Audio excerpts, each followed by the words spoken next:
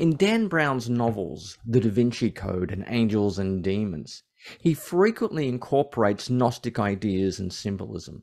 He presents Gnosticism as a secret tradition that has been suppressed by the Catholic Church, but it's been preserved by secret societies throughout history.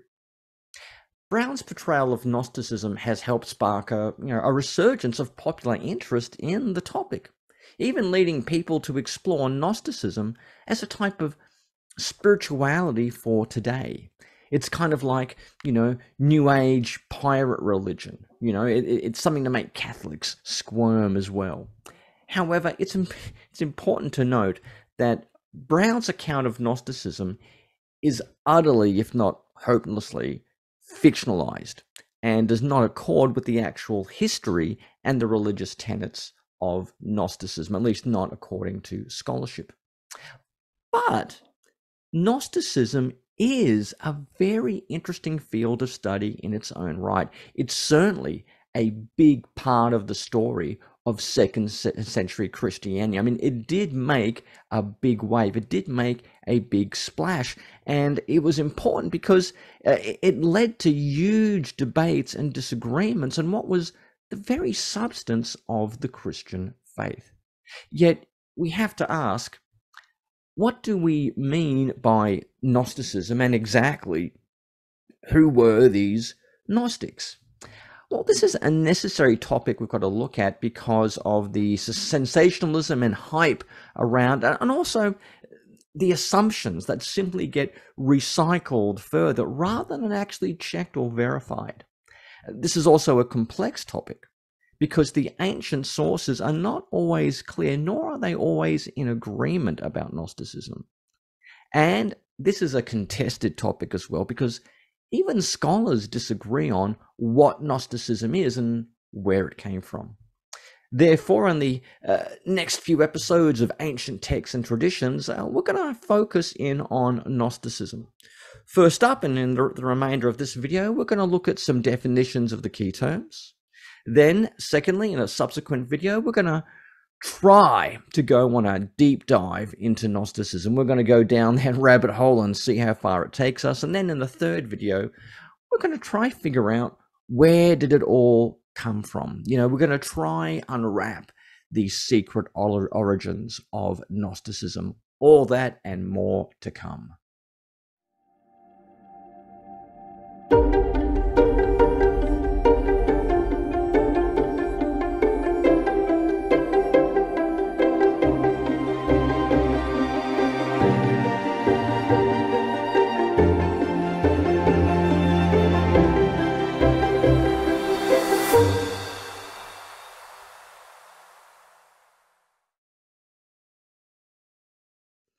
The first move in our study of Gnosticism is to define some key terms. And the terms we've really got to get into are Gnosis, Gnostics, and then a bit of a primer on Gnosticism itself. Okay, so let's go down that route.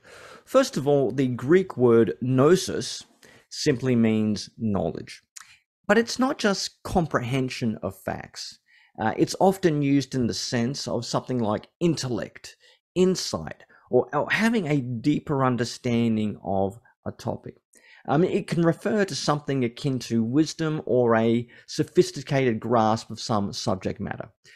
If you look at 1 Corinthians, you'll see that Paul talks a lot about knowledge when addressing various topics with the Corinthians, like food sacrifice to idols. And when Paul uses the term, it seems to imply a kind of privileged perspective on some topic with a kind of spiritual quality about it. So that's how Paul and the early Christians used, Gnosis. It meant a special knowledge with a kind of spiritual depth to it. In Gnosticism, the Gnosis, or the knowledge, was that of a cosmic mythology, also about the source of the self from a heavenly realm known as the pleroma, or the fullness. And it was also knowledge of one's very destiny. From a writing called the Excerpts of Theodotus, and Theodotus was a Valentinian Gnostic, in that text, what we read is this: that knowledge pertains to who we were, what we have become, where we were or where we are placed, where we will go, where we are from, what we are redeemed from, what birth is, and what new birth is. In other words, without knowledge of the self, there's no knowledge of things heavenly, of the Savior, of the cosmos, of things past or things future. A Gnostic person, then, a Gnostic is simply someone who is intellectual or someone who has the right perspective on things. It means knowledge of the truth, the cosmos, of salvation. Now, it's interesting because Christian theologians like Clement of Alexandria or Evagrius of Pontus, I mean, they could use the term Gnostic to describe themselves in the sense that they saw themselves as Christian intellectuals.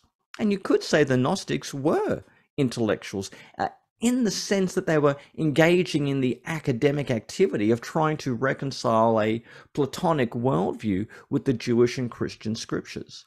They were also confronting the moral problems presented by the Old and the New Testament. They were developing their own ideas of redemption that spoke meaningfully to people as well. The Gnostics were also unafraid of being speculative. And they believed that they possessed new revelations of Jesus, secret revelations about Jesus, revelations which showed all the other Christian groups were, if not wrong, at least somehow deficient. So we could say that a Gnostic is someone who holds to this teaching about knowledge of origins, the self and salvation, things which make up the teachings, the doctrines, the beliefs that we call Gnosticism. So then, what about Gnosticism?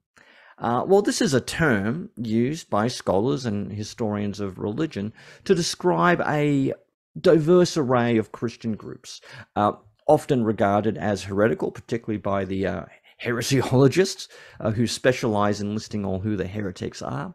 Now, these Gnostic groups could sometimes exist within the mainstream church. They often saw themselves as a kind of, elite, spiritually sensitive subgroup, if you like. Other times they existed outside the mainstream churches. And as we'll see, these groups were very diverse in their beliefs and rituals, but generally, Gnosticism seems to revolve around separating the God of creation from the God of salvation. Now, we'll need to unpack that more in the next video, but just bear with me for now.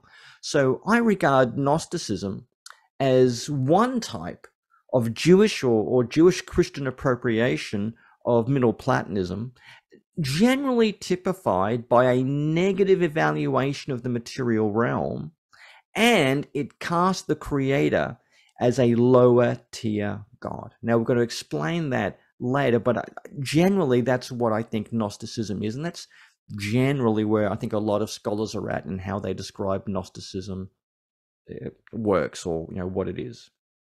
Now, how did leading Orthodox figures or leading theologians in what we call the Proto-Orthodox Church, what did they think of all these claims of people possessing a special gnosis, this Gnosticism and their Gnostic teachers? Well, Christian apologists and heresiologists were highly critical. They said what the Gnostics offered was not true. It was not true knowledge because their teachings were not true. In fact, it was, in their mind, outright misleading. For them, the Gnostics taught a different God, a different Jesus, and a different gospel to the one that most people knew, to the one that they claimed had been inherited from the apostles. Some even regarded Gnosticism as an unholy marriage of Greek philosophy and Christianity, because it invented, weird myths as the backstory to Christianity, and it engaged in esoteric readings of the Old Testament. And this is why a church father like Irenaeus calls Gnosticism knowledge falsely called. So he doesn't think it really is knowledge because it's not true, and because it's not true, it doesn't really give you the knowledge of God. Now, here I do have to point out that some scholars have suggested that, maybe there was no such thing as Gnosticism. Maybe one of the church fathers like Irenaeus, maybe he just made it all up, okay? To discredit the types of Christianity that he did not like. Second century Christianity, so it goes, was fragmented, diverse, pluriform. There was a spectrum of all sorts of ideas, and Gnosticism was just the label applied to the stuff, to the types of Christianity that Irenaeus and his heresy hunting friends did not find particularly agreeable. To that I say, well, I kind of see where you're coming from, but no. Look, on the one hand, yes, look, the apologists like Irenaeus, Tertullian, Hippolytus, and others, they certainly were biased and polemical in the extreme against the Gnostics. And yes, I mean, Christianity in the 2nd century was diverse. I mean, you've only got to compare, Justin Martyr, Marcion, and Valentinus all in Rome in the year 150 to see how diverse things are. But I tend to think, Gnosticism was a real thing because, we have this collection of writings called the Nag Hammadi Codices, and they are full of texts which cluster around common Gnostic themes. And there's a few other excerpts and texts from authors as well that seem to have similar ideas that move or groove in a Gnostic direction. Things like the Gospel of Judas, the excerpts of Theodotus. You've also got ancient philosophers like Plotinus. He could kind of name and shame the Gnostics. So he was aware that some Gnostics were claiming that they were taking his own teachings in a particular direction, and Plotinus wanted to differentiate himself from these groups. And when Irenaeus does say things about Gnosticism, and where we can cross-reference that with things we find in the Nag Hammadi Codices, then I think it's safe to say that we are dealing with a recognizable, albeit diverse, Gnostic movement with some shared and discernible ideas.